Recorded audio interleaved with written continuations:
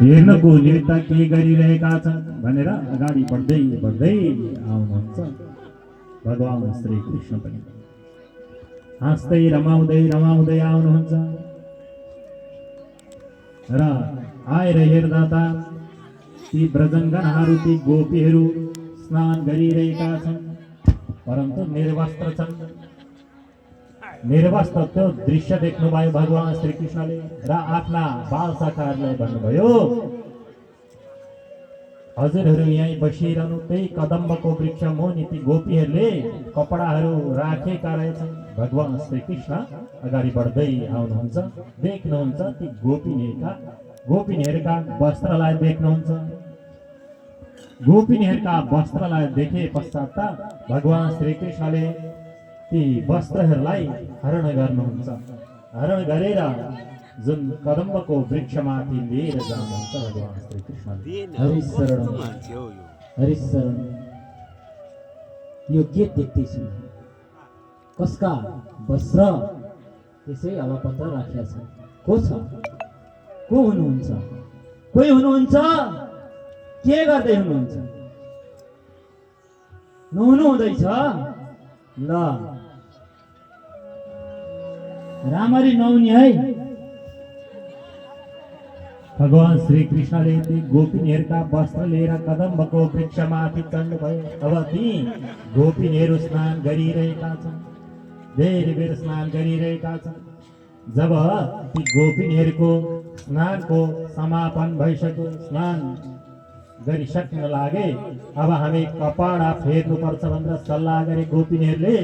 जब कपडा हेर्दाखेरि त आज कपडा देख्दैनन्, कहाँ गए हाम्रा कपडा? गोपिनीहरू हेरिरहनु भएको छ, यताउता हेर्नुहुन्छ, आज कपडा देख्नु हुँदैन। अलि एउटी गोपिनीले भनिन्छन् हेर सखी उता माथि हेर त त्यो कदम्बको वृक्षमा ती काले कृष्णले हाम्रा लुगा लगेर राखेको रहेछ भन्दैछन् एउटी गोपिनी। र ती गोपिनीहरू अब याचना मागिरहेका छन् भगवान श्री कृष्णलाई। हे कृष्ण, हामी त नदीमा छौँ, त्यसमा पनि निर्वस्त्र छौँ, हाम्रा कपडा हजुरले किन लानु भएको? कपडा दिनुहोस् भनेर गोपिनीहरूले माग्दैछन्। भगवान श्री कृष्ण भन्नुहुन्छ को हुनुहुन्छ तपाईँहरू? तपाईँहरू को हुनुहुन्छ? नदीमा यसरी यो नदी सरोवरमा बिना वरुण देवताको आज्ञा उहाँलाई अपमान गर्न निर्वस्त्र तपाईँहरू किन प्रवेश गर्नुभयो? यो गल्ती कसरी गर्नुभएको छ? यो ठुलो पाप हो, घोर अपराध हुन्छ। नदी सरोवरमा निर्वस्त्र यानि कि नाङ्गै भएर नुहाउनु उचित छैन। तपाईँहरू को हुनुहुन्छ? गोपिनी हुनुहुन्छ? तपाईँहरू गोपिनी हुनुहुन्छ? यदि ज्ञानी हुनुहुन्छ तर निर्वस्त्र त्यहाँ त्यो नदी सरोवरमा बसेर किन नुहाउनु भएको? गोपिनीले माग्दैछन् हे प्रभु, हामी त कुनै परब्रह्म परमात्मा श्रीपतिलाई प्राप्त गर्नको निमित्त यहाँ सदैव पूजा गर्न आउँछौँ, त्यस पछाडि हामी स्नान गर्छौँ, हाम्रा वस्त्र हजुरले किन हरण गर्नुभएको? वस्त्र हामीलाई दिनुहोस् भनेर बार बार याचना मागिरहेका छन्, हात जोडेर मागिरहेका छन् ती ब्रजङ्गनाहरूले, गोपिनीहरूले। वस्त्र म दिन्न, वस्त्र हजुरहरूलाई दिन उचित हुनुहुन्न हजुरहरू, किनकि हजुरहरूले अपमान गर्नुभएको छ वरुण देवताको। हजुरहरूलाई यदि वस्त्र चाहिन्थ्यो भने बाहिर राखेर भित्र किन प्रवेश गर्नुभयो? यो हजुरहरूको ठुलो भुल छ। हजुरहरू यदि चाहनुहुन्छ हजुरहरूको वस्त्र भने हजुरहरू बाहिर निक्लेर आउन सक्नुहुन्छ। अब त स्तुति गरिरहेका छन् ती गोपिनीहरूले भगवान श्री कृष्णलाई। भन्छन् श्याम सुन्दर ते दास्य करवाम तबोदितं देहि वासांसि धर्मज्ञ नो चित्राज्ञ ब्रुवामय। हे श्याम सुन्दर, हाम्रा वस्त्र दिनुहोस्। यदि हजुरले दिनु भएन भने हामी चाँडै गएर त्यो कंसलाई, हाम्रा राजा कंसलाई म बताइदिनेछु भन्न लाग्नुभयो। भगवान त्यहाँबाट अन्तर्धान हुनुहुन्छ, गोपिनीहरू आउनु भएको छ, भगवान श्रीहरि त्यहाँबाट हराउनु भयो र तिमीहरूका वस्त्रलाई आफै लगाऊ भनेर आदेश दिएर भगवान अन्तर्धान हुनुहुन्छ। जब ती गोपिनीहरूले जब आफ्ना आफ्ना वस्त्रलाई प्राप्त गर्छन्, वस्त्रलाई प्राप्त गरे पश्चात अहो आज हामीले यति 1 महिनाको व्रत धार गरेर भगवानको पूजा गऱ्यौँ, स्नान गऱ्यौँ, आज भगवानलाई दर्शन त गरेका थियौँ, आज हाम्रा भगवान कहाँ जानुभयो? आफ्ना हृदयमा उथल पुथल हुन लाग्यो। आज आफै भगवान श्रीकृष्ण खोजिरहेका छन्। ती व्रजङ्गनाहरू अब भगवान श्रीकृष्ण पुनश्च एक बार दर्शन दिउनको निमित्त अगाडि आउनुभयो। श्रीहरि शरण, श्रीहरि शरण। जब भगवान श्रीकृष्ण आउने बित्तिकै ती गोपिनीहरू त भगवानको समक्ष आउन लागे। हे प्रभु, हामीलाई छोडेर कहीँ पनि नजानुहोस्, हजुर कहाँ जानुभएको भनिरहेका छन् गोपिनीहरू। हजुरहरूको पुकार, हजुरहरूको अपार मायाले गर्दा म पुनः उपस्थित भएँ। हे बालिक हो, हजुरहरू के चाहनुहुन्छ? हजुरहरूलाई के को इच्छा छ? सबै कुरोको धन दौलत जन परिवार सबै परिपूर्णता छ, तर हजुरहरूले केवल मेरो दर्शनको लागि तपस्या गरेर आज सुमनको दिन बिताउनु भयो। हजुरहरू धन्य हुनुहुन्छ। पुनः यो खालको गल्ती नगर्ने। अब म हजुरहरूबाट केही समयलाई हजुरहरूको गुनासो जति सुने तापनि मेरो धेरै कार्यक्रमहरू कारणवश म काहीँ न काहीँ ब्रजमा गएर धेरै मेरा अपार लीलाहरूको अझै मैले प्रस्तुति गर्नु छ। हजुरहरू बस्नुहोस्। र भगवानले आदेश दिनुभयो कि हे गोपिनीहरू, अहिले हजुरहरूलाई मैले एक बार दर्शन दिएँ, अब ठिक शरद पूर्णिमामा म रासलीला गर्नुको निमित्त आउनेछु। त्यति बेरसम्म तिमीहरूले सदैव मेरो स्मरण गरिरहनु, म त्यो समयमा तिमीहरूसँग समागम हुनेछ भन्ने पश्चात ती व्रजङ्गनाहरू गोपी पनि बडा खुसी हुनुभयो। अब त खुसी भए पछाडि ती गोपीहरू पनि नाच्न लाग्नुभयो। आनन्दसँगले ती गोपीहरू नाचिरहनु भएको छ। भगवान पनि त्यहाँबाट अन्तर्धान हुनुहुन्छ। भन्नु झट्टवत्सल भगवानको। अहिले पनि हेर्नेछन् ती गोपीहरू व्रजङ्गनाहरू नाचिरहेका छन्, गाइरहेका छन्। उहाँहरूको साथमा हामी पनि साथ लगाएर आनन्द लिँदैछौँ। कृष्णजीले बाँसुरी वनमा फुकेर गोपिनीहरूलाई मख पारेर लौन प्रभु दर्शन देऊ भक्तको सामु आएर। लौन प्रभु दर्शन देऊ भक्तको सामु आएर।